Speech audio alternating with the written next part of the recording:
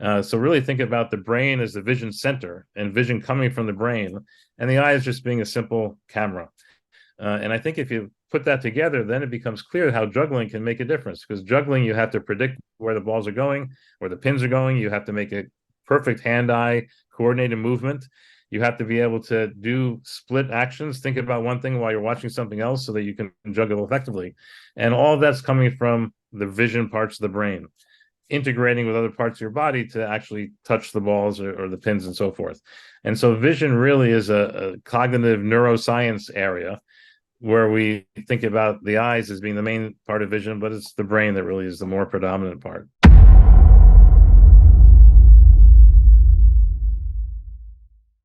When you go to the gym, there's nothing really high tech about the gym. It's just a bunch of metal weights that you're lifting up in different directions. Not very different, as you say, than your body weight.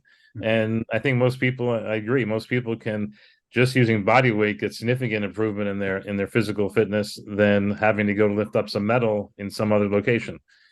So technology isn't always helpful and isn't always required, and you get a lot done without high tech things.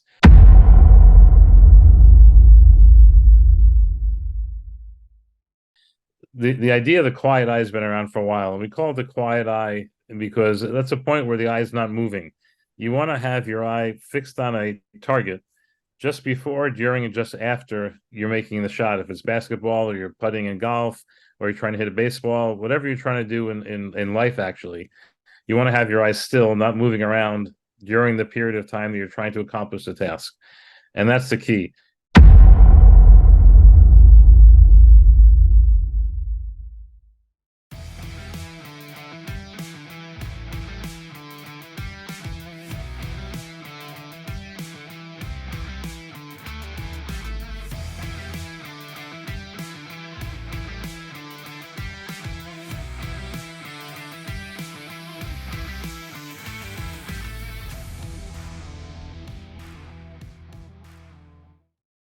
Hi there, folks. I'm Sifu Slim coming to you live from Playa del Carmen, Mexico. And today is a very opportune meeting because just 2 days ago, while cooking dinner, I didn't watch where I was going. You know how important it is to watch where you're going. And I blasted myself on an upper cabinet that holds dishes in a new place where I'm staying right now. And I didn't do permanent damage to my cranium, but I certainly put a mark on myself and I stunned myself like I was getting hit by, a 14-year-old or maybe a 10-year-old boxer. So it was one of those stuns. So Dr. Laby, I think you're in New York. Is that correct? Yes, if I'm in New York City, yes. So I'm from New Jersey originally. I worked near the Empire State Building in a summer job during college. And you know how important it is to watch where you're going when you're crossing the streets in Manhattan. And it's not just your vision.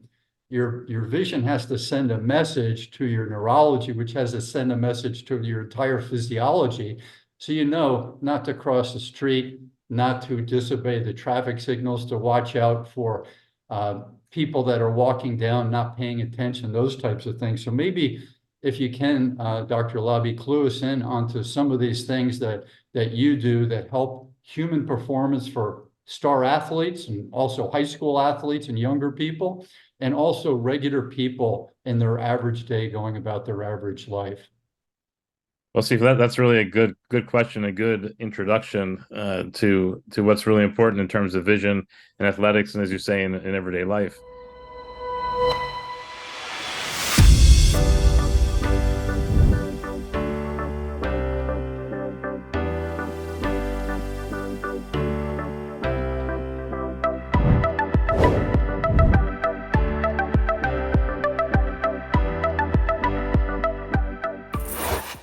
Vision, people think about vision just as what you see. Can you clearly see a small target?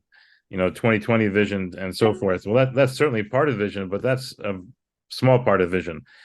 For example, I had a lady that I was working with that had a visual handicap that was getting hit often when she crossed the streets here in Manhattan, as you mentioned. And we worked on her peripheral vision. So central vision, peripheral vision is a nice way to think about just the vision aspect of it. But then we have the whole part of what the brain does with the visual information and how that makes a decision, to act, and how you can then coordinate a movement with your hands or your feet or your head or whatever to avoid a cabinet, as you probably needed to yesterday, or to perform well in sports.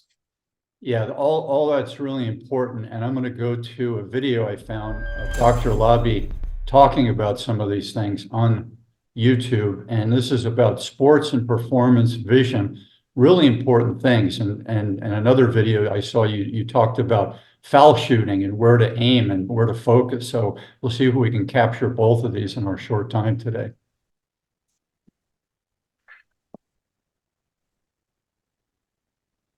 Sports and performance vision is a little bit different than the general eye care that you might receive in an eye care provider's practice. Eye care providers are trained to diagnose disease and correct that disease. We're looking more at the ability to function, the ability to perform.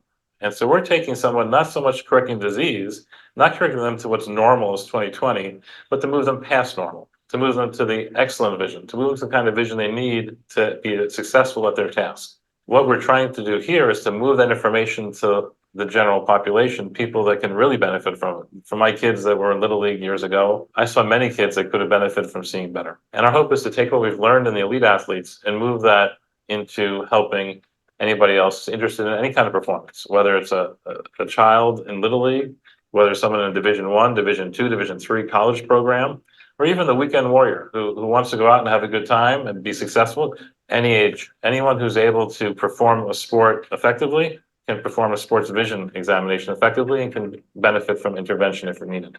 Librarians, airplane pilots, police officers, members of the military, any part of everyone's job uses vision every day. The question is, what kind of vision do you need to perform best at your job? And that's where sports and performance vision becomes important. To take someone who works up close with books all the time and make their vision 20/10, as we do, or 20/12 for the baseball players, doesn't make a lot of sense because librarians don't look at a ball that's pitched 60 feet away. So they have a different type of visual package, if you will, that we want to get for them to make them successful and comfortable in what they do. Speaking in that last video, how many takes did it take you to perfect that? Because it sounded like it came out just like the audience needed to hear it. Yeah, I think we just did one take, I think, but see, when you get me talking, it goes on for quite a while. So I think they had to cut out a little bit of the extra talk as opposed to retake something. So we could see a lot of scientific instruments in the back, and if you wouldn't mind, maybe you can share some of the things that you use in terms of technology, and then maybe after that we can talk about your book and how you're bringing that to the readership. Yes, absolutely. Eye exams don't really require high-tech techniques. They require someone who's doing the exam that has the knowledge of what is applicable to the person you're working with. Again, whether it's a librarian or whether it's an athlete. Performance vision encompasses everybody, and if you know what they need, what I won't call it a patient, your athlete will call it in quotes needs, then you can perform what has to be done. So some of it is old school, some of it is that simple turning knobs and putting different lenses in front of somebody and seeing how you can get a combination of lenses that gives them excellent vision. That's pretty old school. It's been around for a while. But then newer things like the eye chart, we don't use the eye chart anymore. That eye chart, unfortunately, is been around for over 100 years and is very commonly used, but it's not reflective of what people need for their vision every day. Just compare looking at that black and white eye chart that you have an unlimited time to view to driving a car in the middle of a rainstorm like you're experiencing down in Mexico, where there's fog and there's rain and it's low light and it's hard to see. That's a very different task. And we needed to come up with a vision test that can actually reflect what's needed. And we did that with new computer technologies that's available. We use virtual reality glasses to do the examination and to do training. Technology really been leveraged very well into sports vision and performance vision to optimize the experience for the subjects.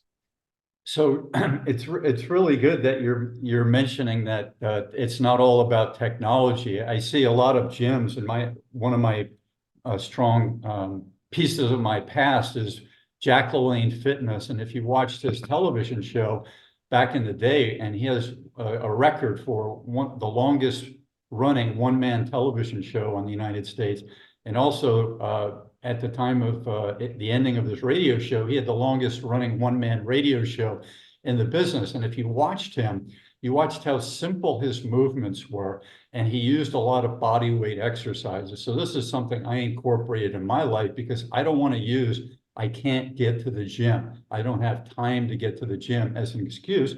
So one of my mottos is your body is the gym. And the more you learn about it, like yoga, martial arts, body weight, Jacqueline, dance, crawling, all these wonderful things that kids know how to do innately, it simplifies your life and it removes all of those things we can use it as an excuse. You have any comments on that before I go to your foul shooting video? Yeah, see, that's true. You think about the gym. When you go to the gym, there's nothing really high tech about the gym. It's just a bunch of metal weights that you're lifting up in different directions. Not very different, as you say, than your body weight. And I think most people, I agree, most people can, just using body weight, get significant improvement in their physical fitness than having to go to lift up some metal in some other location. So technology isn't always helpful and isn't always required, and you get a lot done without high tech things. I talk about just juggling a ball. Just juggling can make a big difference. And you can take a pair of socks that you wrap into a ball and juggle them. And that's low tech, very low cost, and is available to everybody as long as they wear socks every day. And so you don't need high technology. All right, I'm going to go to your other video. This NBA season has been a wild ride so far, with surprising upsets, standout performances, and of course some seriously hot and cold shooting. Free throws are up this season over last year to a 78.8% success rate. The three-point average is only slightly lower than 2021 season record of 36.7. In fact, the Philadelphia 76ers lead the league in free throw percentage, with their star center Joel Embiid having a career season. Embiid leads the league in scoring with 89.3% from the line. One of the key factors to this level of success is the quiet eye. In a recent NBA study, we recorded what an athlete was looking at when they made their shots. Shooters who were locked in on the rim before, during, and immediately after the shot had a 100% success rate. Shooters who were looking all around the rim, all around the backboard, and weren't locked in on their shot had a much lower rate of success, often in the mid-30s%. Fortunately, you can train your quiet eye, and you can reach and beat levels of success with optimal use of your vision. So could you tell us a little bit about that video and how you connected with coaches and athletes about the aiming point? Because the aiming point, something that people like Larry Bird and the old school great shooters, they had to have known about, but I didn't hear about it until 2 winters ago when a girls intermediate junior high coach from the New York area told me that his girls had the best foul shooting in their division. And he talked to me about the rim and where to aim. And it's something so simple. I had never thought about that the way he described it and the way you're describing it. Well, see, if you look at Joel Embiid last night, with scoring, breaking the record for number of points scored in a single game. Wow. Here's a guy who knows exactly, how to make a shot and put the ball in the right place at the right time. The idea of the quiet eye has been around for a while, and we call it the quiet eye because that's a point where the eye is not moving. You want to have your eye fixed on a target just before, during, and just after you're making the shot. If it's basketball or you're putting in golf or you're trying to hit a baseball, whatever you're trying to do in life, actually, you want to have your eyes still, not moving around during the period of time that you're trying to accomplish the task. And that's the key. And it's been used, for example, in basketball. People developed, it's not that someone invented the quiet eye. Someone observed what's necessary. Joan Vickers is her name in Calgary, Canada. Observed what people do that are successful and was able to understand physiologically how that works together. What's happening in the brain when you do the quiet eye thing? It seems to recognize how the body wants to really work. The mind wants to get it organized, and then the body wants to do it. But when you put those two things together, you're putting a tremendous amount of pressure on the whole system. And it breaks down. It especially breaks down when a person's under stress. Okay, Alan? And speaking of a person under stress... Sorry about that. See if I can do that again. The idea here is that during the quiet eye moment, my brain is absorbing and organizing all the information it needs for taking the shot. Once my body starts the action itself, vision becomes irrelevant. In fact, according to Joan, trying to keep my eye on the hoop as I'm throwing is a harmful distraction. Boy, it's very hard to give up on it.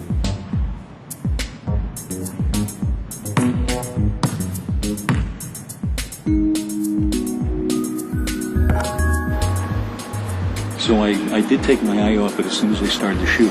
What you're supposed to do. Builds up trust.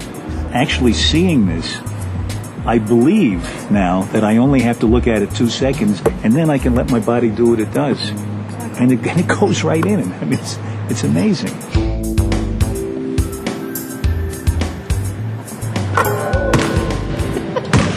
It works. Oh, sweet. Front door, I'm back. living proof it works.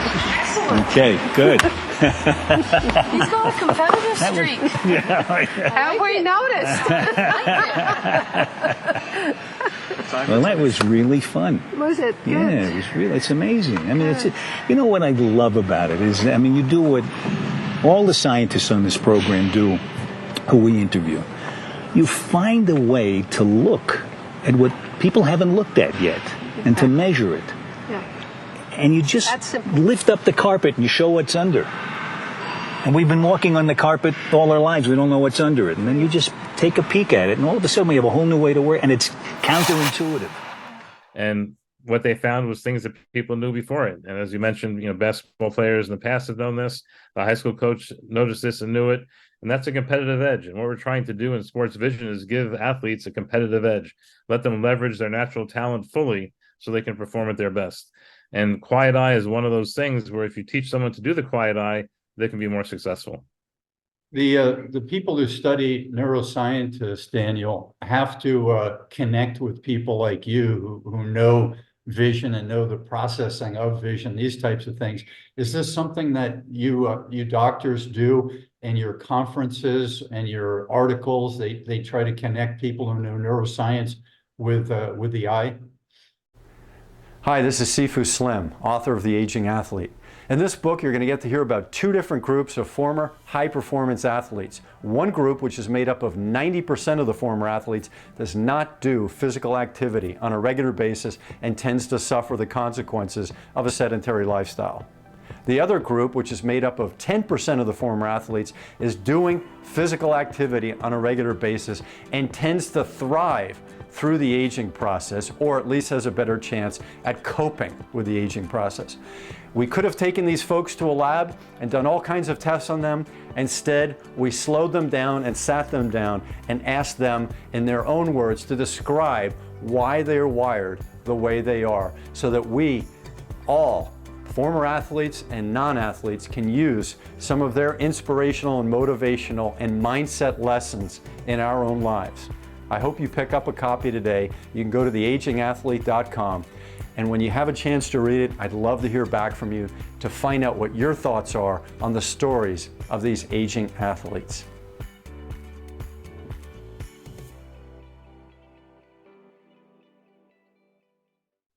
Unfortunately, there isn't any organized program that lets people do that. It really comes down to the doctor.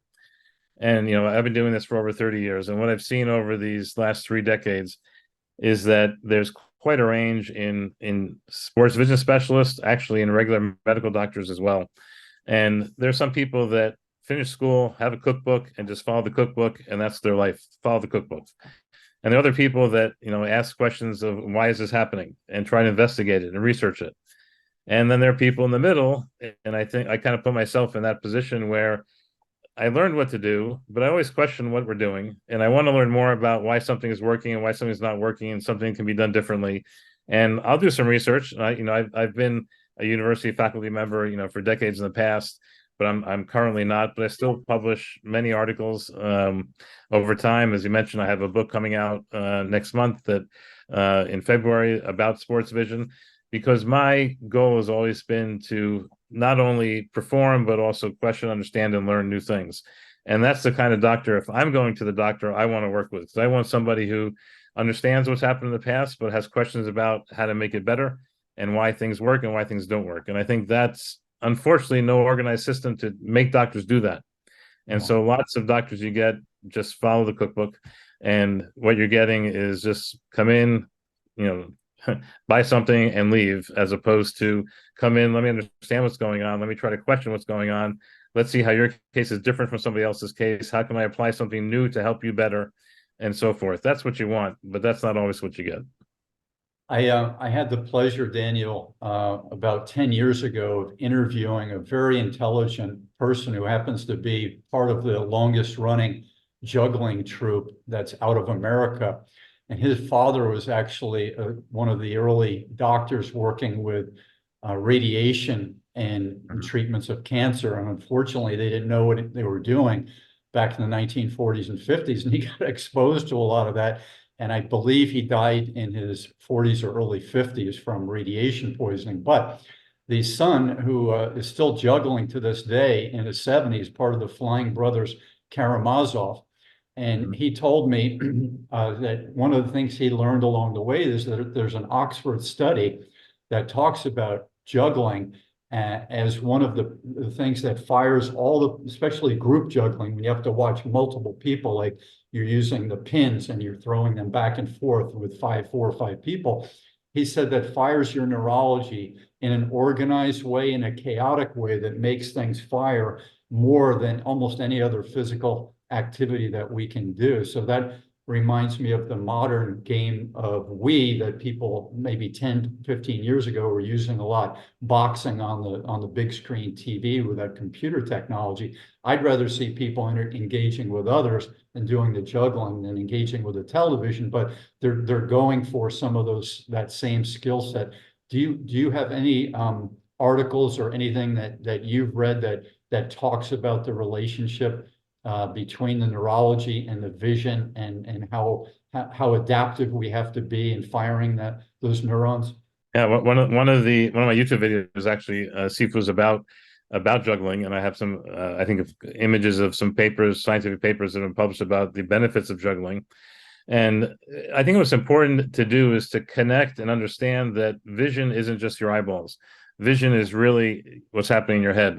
The eyeballs are simply cameras, and they send the image back to the brain, but the brain is what processes the image, both in terms of raw processing of identifying what the target is, making decisions about what there is. And that's, I go into that quite a bit in my book, because we created this paradigm called the sports vision pyramid. And if you think about a pyramid, it's very stable. Pyramids have been around, from Egyptian times, South American times, for hundreds, thousands of years. And they're stable because they have a wide base and they taper to a nice top at the point on the top.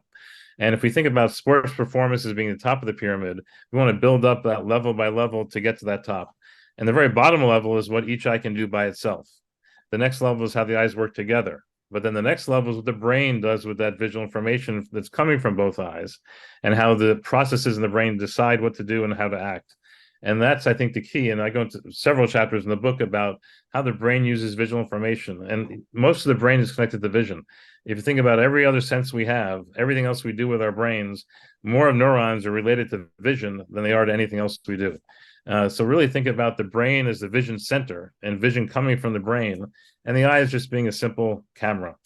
And I think if you put that together, then it becomes clear how juggling can make a difference. Because juggling, you have to predict where the balls are going, where the pins are going. You have to make a perfect hand-eye coordinated movement. You have to be able to do split actions, think about one thing while you're watching something else so that you can juggle effectively. And all that's coming from the vision parts of the brain, integrating with other parts of your body to actually touch the balls or the pins and so forth. And so vision really is a cognitive neuroscience area, where we think about the eyes as being the main part of vision, but it's the brain that really is the more predominant part. Yeah, it's all fascinating. And today, Daniel, we hear a lot about mindfulness.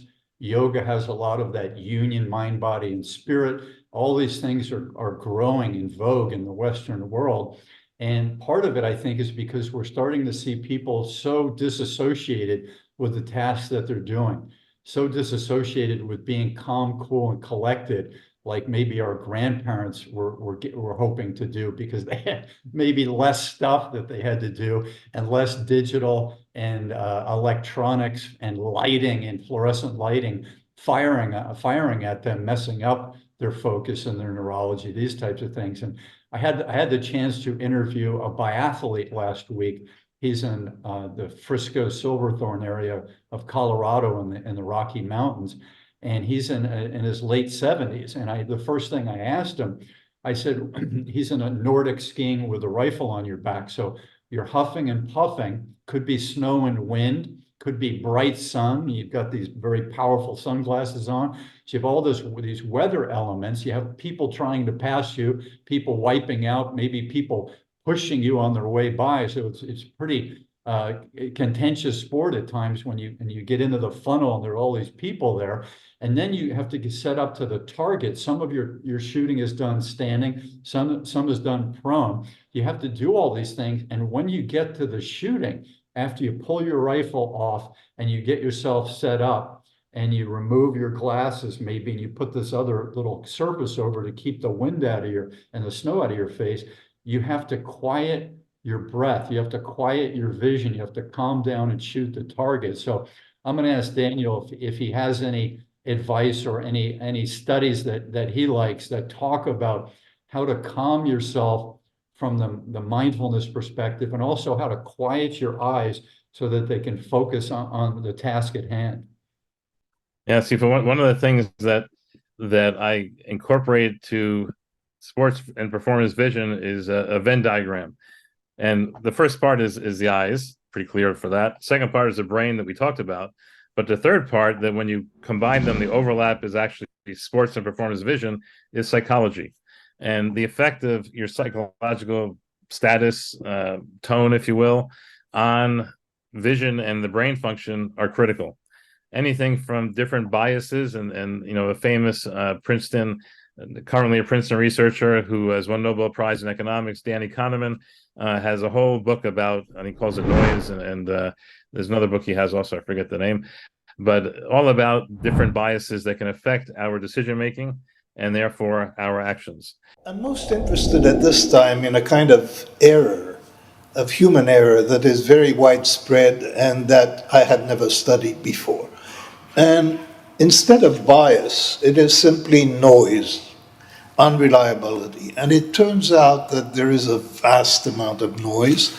That is, people disagree with themselves when they see the same problem twice, and they disagree with each other. And the most impressive thing is that they disagree much more than they know, and they disagree much more than their bosses know. So I'll give you just one example. Yeah, we like examples, yes. So we have an insurance company, a very large insurance company, and they have a lot of underwriters, of course, who write policies and who have to estimate what the premium should be. And so the exercise that we carried out was to present those underwriters with 5 or 6 cases constructed by executives, with a lot of experience in underwriting. Right. So they were completely realistic work projects. And we presented those cases to about 50 underwriters, between 50 and 60, as I recall. And now we computed a very simple statistic. We look at every pair of underwriters, and you can figure out how many there are. And for each pair, we compute the following statistic. We look at the average of the 2 premium that they propose, and we look at the difference between them, and we divide the difference by the average. So it's a very simple statistic that anybody can understand. Now, we asked the executives, and you can think about it yourself. In a well-run company, of course you don't expect people to be identical, but what do you expect the difference to be, the statistic to be in percentages? And the standard answer, and my guess is that if you think about it, you are thinking of the same answer roughly, is about 10%. Right. And 10% is what we expect. The answer is 50%, 50. Wow.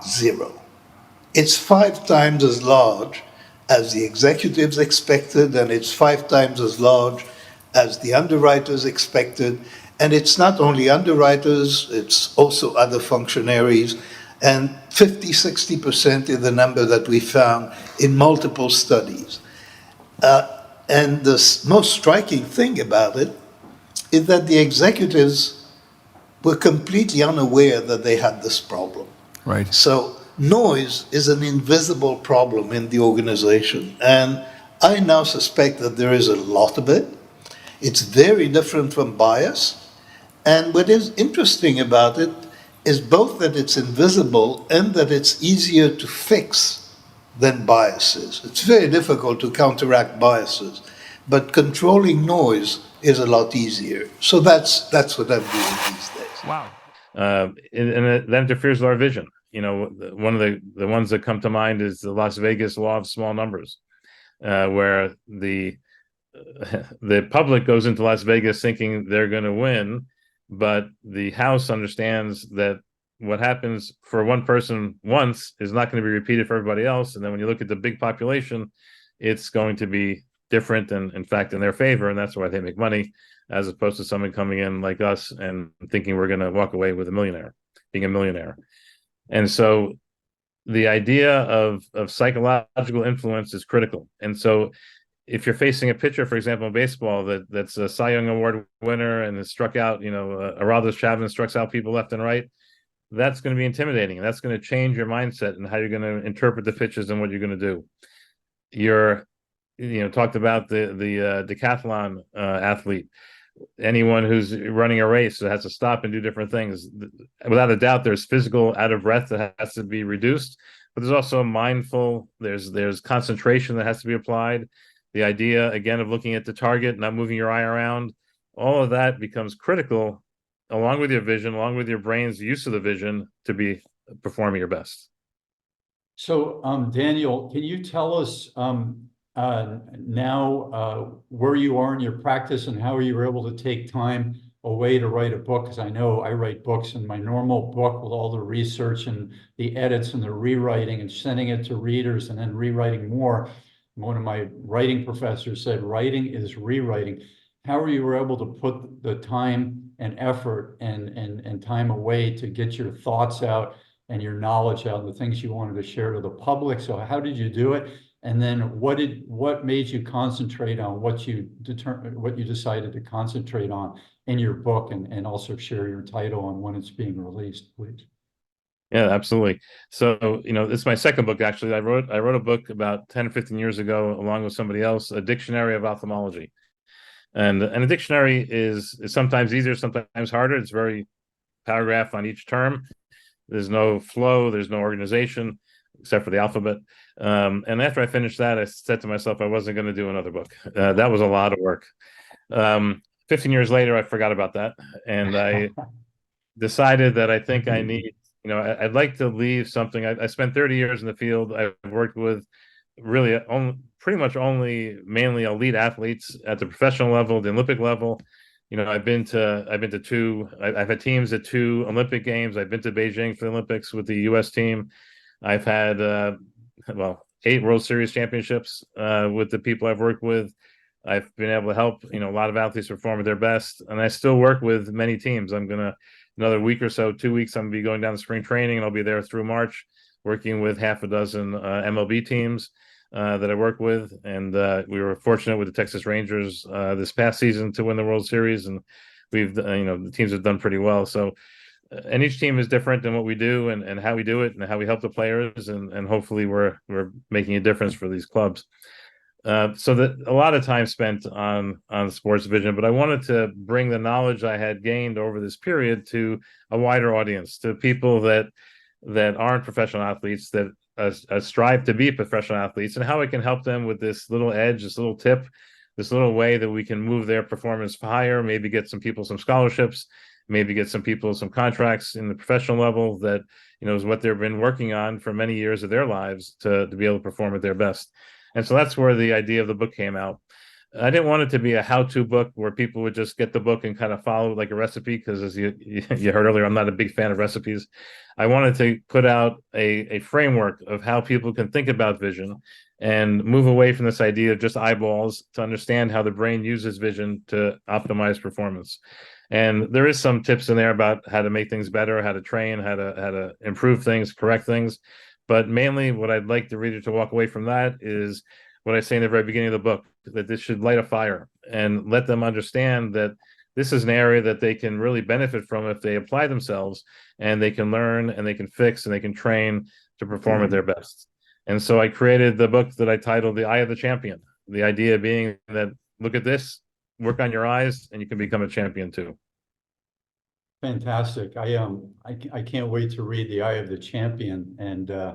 And for those out there who want to take a look at some of my stuff, just go to sifuslim.com and you can find free material, lots of free material, lots of videos on YouTube and interviews with really cool people like Dr. Dan Laby, MD ophthalmologist, and people who are, putting their knowledge that they've gained over decades, in this case, almost 4 decades, out to you and the readership, so that you can take those messages and take that learning and all that experience and put it to use. And so Dr. Laby is giving us lots of how-to and simple steps here. And so the next step is to increase that capacity. And as a golfer, which is one of the most visual sports I know, and I do, I've been a hunter before, and that's also, very visual.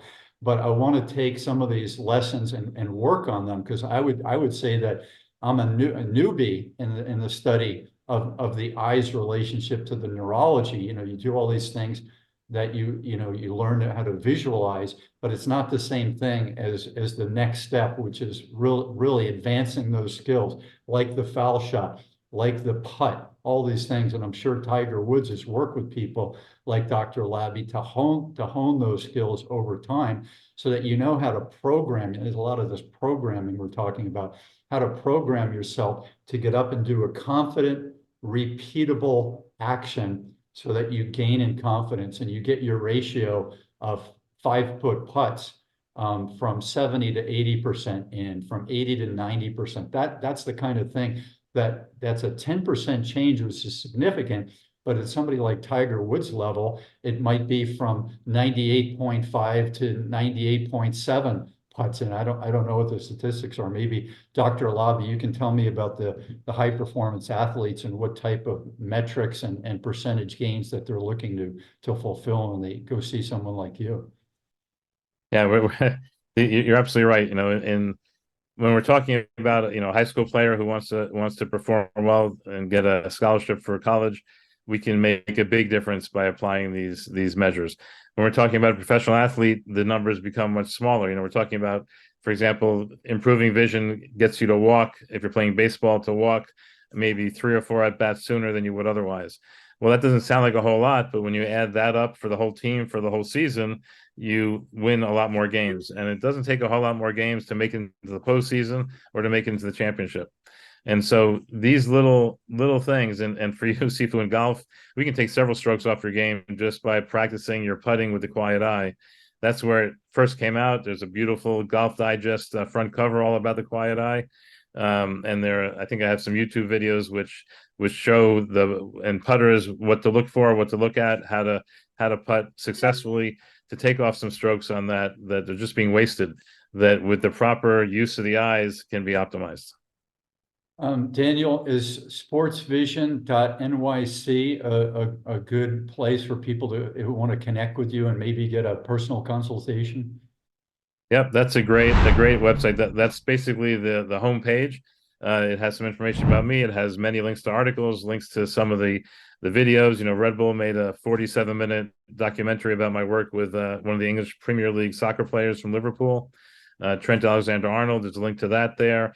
The Today Show did a piece about my work as well. And then there's tabs on top which go to an area about the new book coming out, as well as a tab for training. And in that training section, there's some options that people can partake of that hopefully will allow them to take the next step to maximize their vision, optimize their vision for best success. So when a police officer pulls someone over in a vehicle, one of the things they're looking for is the eye, the way they focus. Is it a glassy eye? Is it a red eye? These types of things. Is the person able to control their physiology, their head movement? And they're just sitting in a car. So there's things that are functional oriented that the law enforcement and other people can see. And then there's the stress part of the flinching eye, which I had in my 30s, and thankfully it went away. I was working all the time and studying a lot and doing fitness. And I think I was so busy that my eye was just saying, hey, buddy, pointing down from my eye saying, take it easy. You can't do all this stuff. But you know how you were in medical school, you do almost humanly impossible things to get through. And then you get into residency. And then some people do, specialties after that. And you're just wearing down the engine from head to toe and inside and out. So I wanted to show people from the Pink Panther, one of the famous scenes of the Chief Inspector Dreyfus and his flinching eye.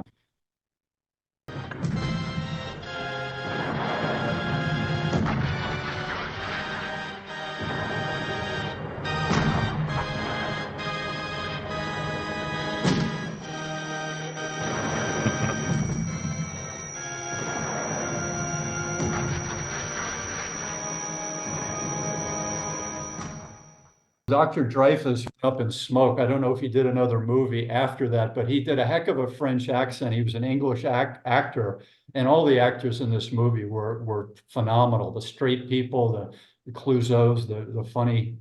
He was a straight guy. He didn't know how funny he was. So there was a lot of straight comedy that I really appreciate. Can you tell us the relationship between diagnosing stress and how the eye operates and the pieces around the eye?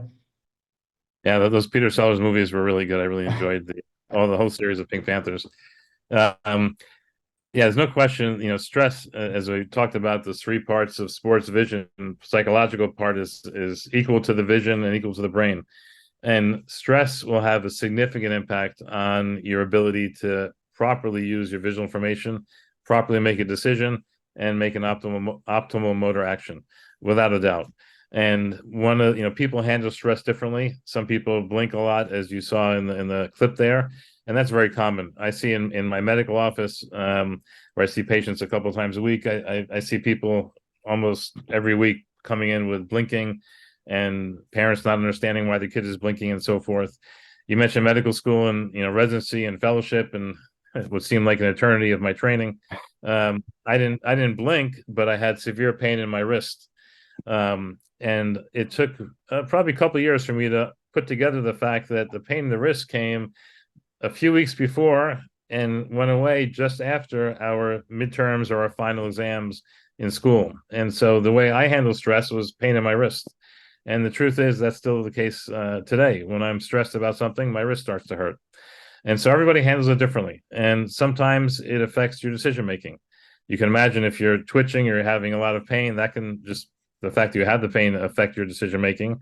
But it doesn't have to be physical pain. You can have mental pain, if you will, that also will affect your decision making. And then the vision becomes much less valuable, because even though you can see what's happening, you may make the right impression of what you're seeing and so forth, your decision is not going to be correct because it's being influenced by other factors, being tempered by other factors. And that's important. You can't have an athlete go out and perform well if his ankle hurts. If he's a quarterback, he's not going to move very well in the pocket. And you can't do that if you have mental pain as well. Dr. Laby, I have another page of notes, and I know you have to go today. You think we could schedule time closer to the release of your book, and maybe late February or March, where we could tap into some more of this and also talk about some specific athletic training that people can do at home? Maybe we could pick 3 or 4 sports and talk about those specifics. Do you think that might be possible? Yeah, we can do that. As I mentioned, I'll be in from mid-February through most of March in Florida or in Arizona, depending on the date. But we just have to schedule it within that framework, because the teams usually start fairly early in the morning, about 7 a.m. and fortunately get out usually in the earlier part of the afternoon. So it would probably have to be in the later part of the day as opposed to the morning. But as long as we schedule that, would work fine. The book should come out in the first couple weeks of February as a paperback and ebook on Amazon, and then about a month later the hardcover will come out as the official launch sometime in March. So if we can get it maybe while it's available on Amazon, that would be useful. Yeah, I'm dying to ask you one question before we part. Do you ever pick up a putter when you're out there coaching somebody in putting or some specific thing and say, what about this? Do you ever show them what you're doing and how to visualize? Well, I'm not by any means a expert golfer. I was on the varsity golf team in high school, but only because they needed 6 people, and I was the sixth person that was around. So it's not because of my golf game. And so I try to concentrate in my advice on areas that I'm more expert in, which is vision, and not so much on grip and movement and so forth.